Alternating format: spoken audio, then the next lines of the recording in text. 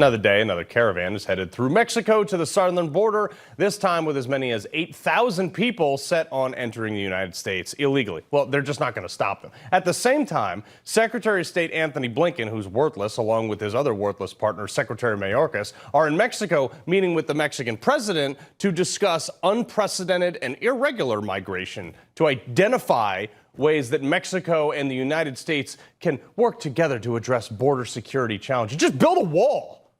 Joining me now to discuss Arizona rancher Jim Chilton and former DEA Special Operations Director Derek Maltz.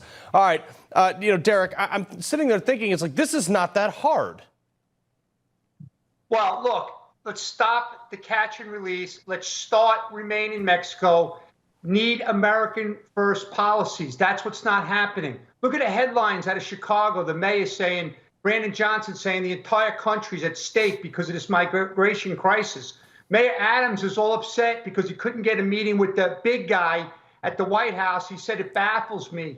Well, it baffles all Americans that Biden reversed the policies, enforced under President Trump that worked very, very nicely to keep all Americans, secure. So it doesn't make any sense. But you know what, Carl, one last thing.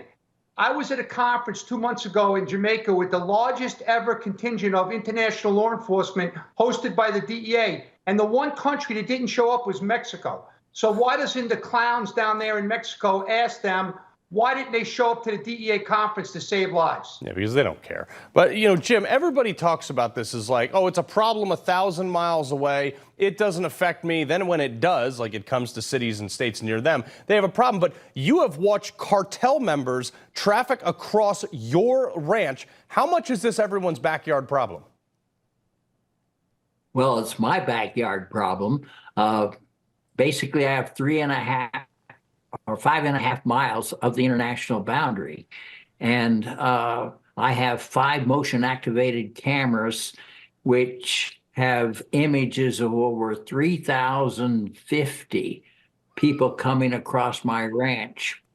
They're in camouflage, they have carpet shoes, and they're sneaking into the country. And what the emphasis is on the migration, Lukeville and Nogales in our area and Sassy, there's a diversion. So my ranch is open border. I haven't seen a Border Patrol agent on my ranch for over 3 months. It's outrageous. Now, sir, I got to stay with you on this question real quick. This is your land. Like, what's the statute for, I don't know, defending it, should you have to? Well, most of it is land I leased from the U.S. Forest Service. And there's nothing that I can do except the Border Patrol. They should be at the border. They should secure the border, and they should finish the wall. Yeah, I mean, I completely agree. But Derek, New York City Mayor Eric Adams and Chicago far-left Mayor Brandon Johnson, they held a joint press conference today seeking solutions to this. All of a sudden, listen to what they had to say. Back in April of last year, I was alone on this topic. But now you're seeing others coming forward and saying, hold on, Eric is right. And they're joining us, and our coalition is going to continue to grow because these cities deserve better. And I'm not only talking about New York, Chicago, Los Angeles, El Paso, Brownsville, all of these cities, Houston, cities should not be handling national problems. Well, yeah, it's kind of the I told you so speech, no? Exactly. Like, look, we have over 9,000 Chinese nationals in the first 2 months of this fiscal year that were apprehended by Border Patrol. We have nationwide encounters, over 600,000 in 2 months.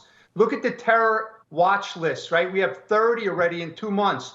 When President Trump was in office, we had only 11 at the southwest border in 4 years. So we're getting inundated. And you know what?